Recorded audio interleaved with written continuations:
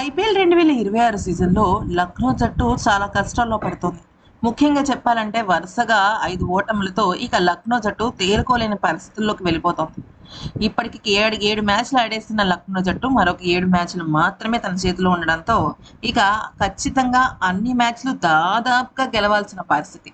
అయితే మనకి లక్నో జట్టు అనంగానే రిషబ్ పంత్ గుర్తురాడు, ఆటగాళ్ళు గుర్తురారు, ఎవరు గుర్తురారు. కానీ సంజీవ్ గోయంకా మాత్రం గుర్తొస్తాడు. ఎందుకనంటే అతను మైదానంలో సృష్టించిన రచ్చ మామూలుగా ఉండదు.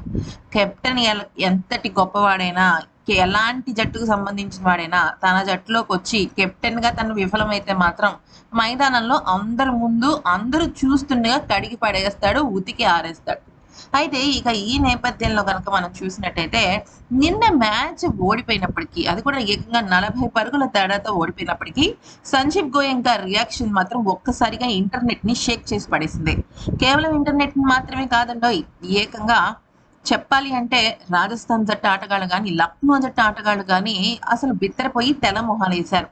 అయితే రిషబ్ పంత్ వచ్చి ఏదో కొద్దిగా ఏడుస్తూ తన బాధను చెప్తున్న సమయంలో చిచ్చి నువ్వు అలా ఏడవకూడదు, ఎందుకు అలా ఏడుస్తున్నావు, నేను ఉన్నాను కదా అన్నట్టుగా తనని ఓదారుస్తూ కళ్ళెమ్మట నీళ్లను తుడుస్తూ దగ్గరికి తీసుకుని మరీ ఎంతలా ఓదార్చాడంటే అసలు నిజంగా అది చూసిన వాళ్ళందరూ కూడా ఈయన సంజీవ్ గోయంకాయనా, లేకపోతే ఆయన రూపంలో ఉన్న ట్విన్ బ్రదర్, హలో బ్రదర్ లాంటి వాళ్ళు ఎవరైనా వచ్చారా అంటూ షాక్ అయ్యారు. ఎందుకనంటే ఆయన తిట్టే తిట్లకి ఏకంగా ఐపీఎల్ మైదానాలే షేక్ అయిపోతుంటాయి.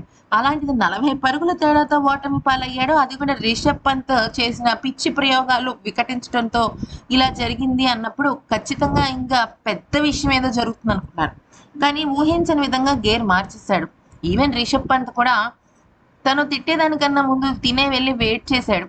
మేబీ ఆ ఏడుపుకి ఏమైనా కరిగాడేమో అనిపిస్తోంది. ఈ వీడియో కనుక నచ్చితే లైక్ చేసి సబ్స్క్రైబ్ చేసుకోండి.